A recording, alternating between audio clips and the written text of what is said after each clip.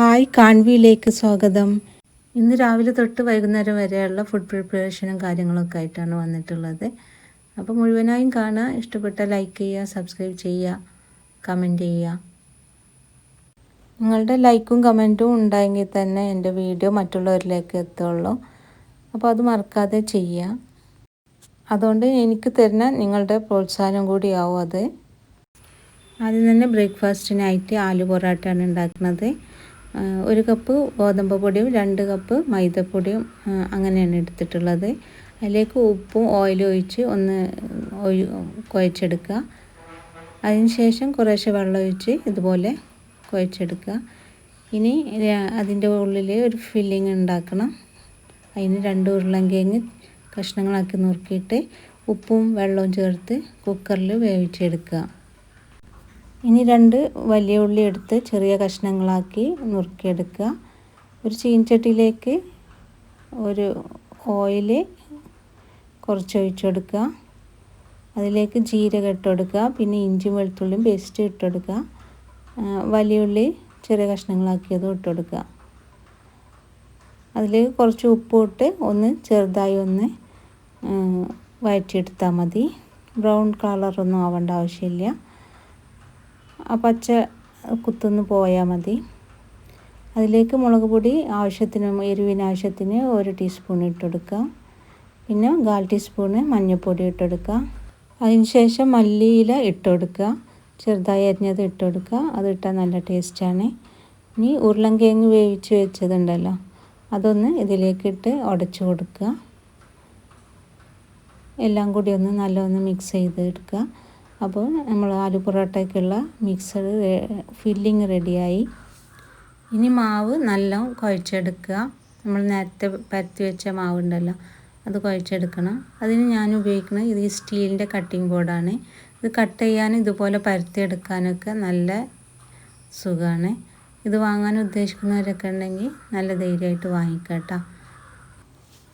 ഇനി മാവ് കുഴച്ചെടുത്തത് ഇതുപോലെ ഉരുളകളാക്കി എടുക്കുക, വലിയ ഉരുളകളാക്കി എടുക്കുക. എന്നിട്ട് അതിലേക്ക് നമ്മൾ ഫില്ലിങ് വെച്ചെടുക്കുക.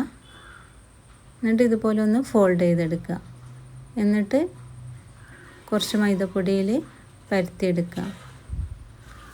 മെല്ലെ പരത്തി കൊടുത്താൽ മതി. നല്ല കട്ടിയിൽ പരത്തി കൊടുക്കുമ്പോൾ അതിൻ്റെ ഫില്ലിങ്ങൊക്കെ പുറത്തേക്ക് പോരും.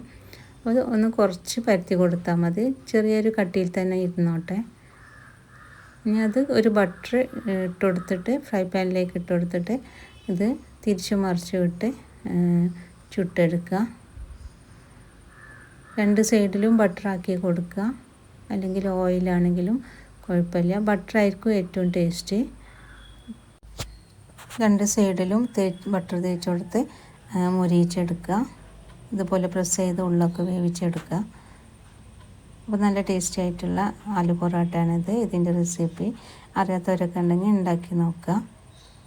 കുട്ടികൾക്കൊക്കെ നല്ല ഇഷ്ടമാവും. ഇതിന് കറി ഗ്രീൻ ചട്നി ഉണ്ടല്ലോ, പുതിന ചട്നി, അതോ തൈരൊക്കെ കൂട്ടി കഴിക്കുക. ഞാനിവിടെ ബീഫ് കറിയാണ് ഉണ്ടായിരുന്നത്. അപ്പോൾ അത് കൂട്ടിയാണ്. കുട്ടികൾക്ക് കറി വേണ്ട, അവർ ഒറ്റക്കായിട്ട് തിന്നിട്ടുണ്ട്. അപ്പോൾ നല്ല അടിപൊളിയായിട്ടുള്ള ആലു പൊറോട്ട റെഡിയായി. ഇനി ഉച്ചക്കത്തെ ലഞ്ചിന് മോര് കറി ഉണ്ടാക്കാമെന്ന് പറഞ്ഞു മോള്. അവൾ ഹോസ്റ്റലിൽ ഉണ്ടാക്കുന്നത് കണ്ടിട്ട് അങ്ങനെ ഉണ്ടാക്കുകയാണ്. അവർക്ക് എളുപ്പത്തിനുള്ള കറികളൊക്കെ ഇതുപോലെ ഉണ്ടാക്കുമല്ലോ.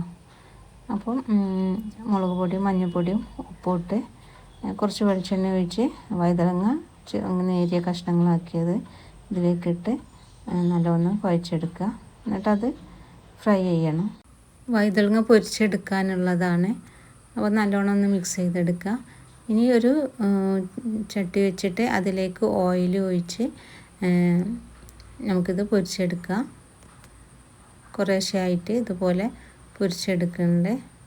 ഇനി ഒരു പാത്രത്തിലേക്ക് തൈര് ഒഴിച്ച്, പുളിയില്ലാത്ത തൈര് ഒഴിക്കുക. അതിലേക്ക് ഈ പൊരിച്ച വഴുതനങ്ങ ഇട്ട് കൊടുക്കുക. ഇനി ഒരു ചീനച്ചട്ടിയിലേക്ക് വെളിച്ചെണ്ണ ഒഴിച്ചു കൊടുക്കുക. പിന്നെ കടുകും കറിവേപ്പിലയും വറ്റൽമുളകും ഇട്ട് കൊടുത്ത് തൂമ്പിച്ചെടുക്കുക. അതിലേക്ക് തൈര് വഴുതനങ്ങ മിശ്രിതം അതിലേക്ക് ഒഴിച്ചു കൊടുക്കുക. ഉപ്പ് ഇട്ട് കൊടുത്താൽ കറി റെഡിയായി. സിമ്പിളായിട്ടുള്ള ഇതുപോലത്തെ കറികൾ നമുക്ക് പെട്ടെന്ന് ഉണ്ടാക്കാനും പറ്റും.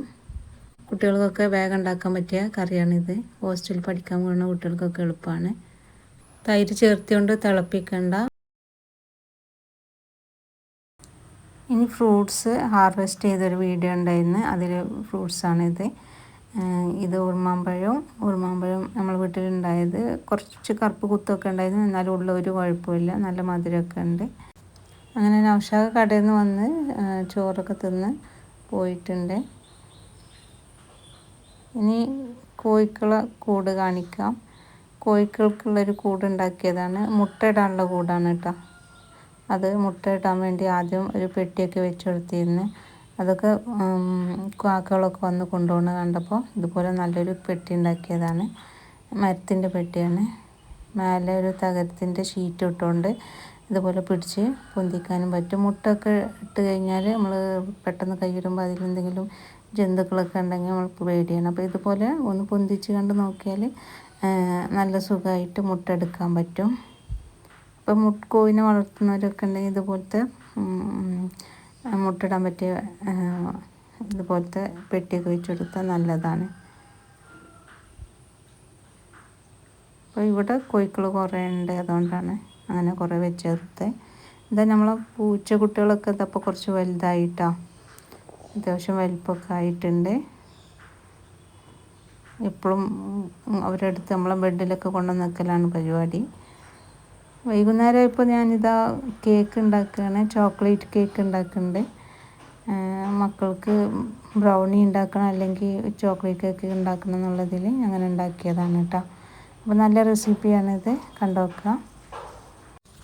അതിന് 3 മുട്ട എടുക്കുക. 3 മുട്ടൻ്റെ റെസിപ്പിയാണ് ഞാൻ പറഞ്ഞത്. അതിലേക്ക് 3/4 കപ്പ് പഞ്ചസാര ഇട്ട് കൊടുക്കുക. അത് നല്ലൊന്ന് ബീറ്റ് ചെയ്തിട്ട് നമുക്ക് കുറച്ച് വനില എസൻസും കൂടി ഒഴിച്ച് കൊടുക്കുക. മുട്ടൻ്റെ ചുവയൊക്കെ ഒന്ന് അറിയാതിരിക്കാൻ വേണ്ടി. ചിലർക്ക് മുട്ടൻ്റെ ചുവയൊന്നും ഇഷ്ടമുണ്ടാവില്ല. ഇനി വനില എസൻസ് ചേർത്ത് കൊടുത്താൽ മതി. അത് നല്ലൊന്ന് ഫ്ലഫി ആവുന്ന വരെ മുട്ട ഒന്ന് അടിച്ചെടുക്കുക. ഇനി അതിലേക്കുള്ള പൊടികൾ: മൈദപ്പൊടി 3/4 ടീസ്പൂണ്, 3 ടീസ്പൂണ് കൊക്കോ പൗഡർ ഇട്ടെടുക്കുക, 1 ടീസ്പൂണ് ബേക്കിംഗ് പൗഡർ ഇട്ടെടുത്തിട്ടുണ്ട്, പിന്നെ 1/2 ടീസ്പൂണ് സോഡാപ്പൊടി ഇട്ടെടുത്തിട്ടുണ്ട്, പിന്നെ 1 ടീസ്പൂണ് ഇൻസ്റ്റൻറ്റ് കോഫി പൗഡർ ഇട്ടെടുത്തിട്ടുണ്ട്. ഇൻസ്റ്റൻറ്റ് അല്ലെങ്കിൽ മറ്റേതാണെങ്കിൽ കുറച്ച് തരികളുള്ളതാണെങ്കിൽ കുറച്ച് ചുടുവെള്ളത്തിൽ കലക്കിയിട്ട് അത് ഒഴിച്ചു കൊടുക്കുക. എന്നിട്ട് ഇത് നല്ലവണ്ണം അരിച്ചെടുക്കുക. ബേക്കിംഗ് പൗഡറും കൊക്കോ പൗഡറൊക്കെ നല്ലവണ്ണം മിക്സ് ആവുന്നത് വരെ ഒന്ന് അരിച്ചെടുക്കുക.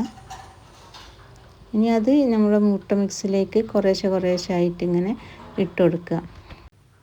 ഇനി ഞാനൊരു ബട്ടർ മിൽക്ക് ഉണ്ടാക്കിയിട്ടുണ്ട്. ആദ്യം തന്നെ ഉണ്ടാക്കി വെച്ചതായിരുന്നു. പാലിലേക്ക് കുറച്ച് വിനീഗർ ഒഴിച്ചിട്ട് ഇതുപോലെ കലക്കിയെടുക്കുക. നമുക്ക് കേക്ക് ഉണ്ടാക്കുന്നതിന് കുറച്ച് മുന്നായിട്ട് ഉണ്ടാക്കി വെച്ചാൽ മതി. എന്നിട്ട് അത് ഇതിലേക്ക് ഈ സമയത്ത് നമ്മൾ പൊടികളൊക്കെ ചേർത്തതിന് ശേഷം കുറേശ്ശായിട്ട് ഇങ്ങനെ ഒഴിച്ചു കൊടുക്കുക.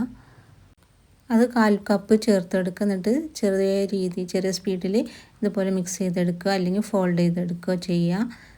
ഇനി ഒരു ബേക്കിംഗ് പാത്രത്തിലേക്ക് ഓയിലും ബേക്കിംഗ് പേപ്പറും വെച്ചിട്ട് അതിലേക്ക് ഇത് 175 ഡിഗ്രിയിൽ 35 മിനിറ്റാണ് ഞാൻ വെച്ചിട്ടുള്ളത്. നല്ല രീതിയിൽ കിട്ടിയിട്ടുണ്ട് ആ കേക്ക്. അതിൻ്റെ മേലെ ഡെക്കറേറ്റ് ചെയ്യാൻ വേണ്ടി ചോക്ലേറ്റ് ഇതുപോലെ ചെറുതാക്കി നുറുക്കിയത് അതിലേക്ക് പാലോ അല്ലെങ്കിൽ ഫ്രഷ് ക്രീമോ ഒഴിച്ചെടുക്കാം. പാലാണെങ്കിൽ ഞാനിതിൽ 4 ടീസ്പൂൺ ചേർത്തെടുത്തിട്ടുണ്ട്. ഫ്രഷ് ക്രീമാണെങ്കിൽ 3 ടീസ്പൂൺ ചേർത്ത് കൊടുക്കാം. എൻ്റെ ബേക്കിംഗ് പാത്രത്തിൻ്റെ അടിയിലെ പ്ലേറ്റ് ഒന്ന് ചെരിഞ്ഞു പോയിരുന്നു, അതുകൊണ്ടാണ് കേക്ക് ഒന്ന് ചെരിഞ്ഞു പോയിട്ടുണ്ട്. അതിങ്ങനെ ക്രീം ഒഴിച്ചു കൊടുക്കുമ്പോൾ നല്ല മനസ്സിലാവും. ഞാൻ ഡബിൾ ബോയിൽ ചെയ്തതാണ് ചോക്ലേറ്റും ഫ്രഷ് ക്രീമും കൂടി. എന്നിട്ട് അതിൻ്റെ മേലെ ഞാൻ ചോക്ലേറ്റ് ഗ്രേറ്റ് ചെയ്തതും കൂടി ഇട്ട് കൊടുത്തിട്ടുണ്ട്. നല്ല ടേസ്റ്റി ആയിട്ടുള്ളൊരു ചോക്ലേറ്റ് കേക്കാണ്. എൻ്റെ കേക്കൊന്ന് ചെരിഞ്ഞു പോയി എന്നല്ലാതെ കേക്കിന് വേറെ ഒരു പ്രശ്നമില്ല. നല്ല സോഫ്റ്റായിട്ട് തന്നെ കിട്ടിയിട്ടുണ്ട്. അപ്പോൾ നല്ലൊരു റെസിപ്പിയാണ്. ഈ റെസിപ്പി പോലെ ഉണ്ടാക്കി നോക്കാം. കോഫി പൊടി ചേർത്ത് കഴിഞ്ഞാൽ നല്ല ടേസ്റ്റാണ് കേട്ടോ. ഈ കൊക്കോ പൗഡറും കോഫിയും കൂടി ചേർത്ത് കഴിഞ്ഞാൽ. അപ്പോൾ അതുപോലെയൊക്കെ ഉണ്ടാക്കി നോക്കാം. ഇത്രയുള്ളൂ ഇന്നത്തെ വീഡിയോ. ഇനി കോഴിക്കൂടൊക്കെ എടുക്കാണ്ട് വൈകുന്നേരമായില്ലേ, ഡ്യൂട്ടിയൊക്കെ ഇപ്പോൾ എനിക്കാണ് കിട്ടിയിട്ട്. മറ്റേ മോനായിരുന്നു, അവനക്ക് ട്യൂഷൻ ഉള്ളതുകൊണ്ട് എനിക്കാണ് ഇപ്പോൾ കിട്ടിയിട്ടുള്ളത്. അപ്പോൾ കോഴിക്കോടൊക്കെ അടിച്ച്.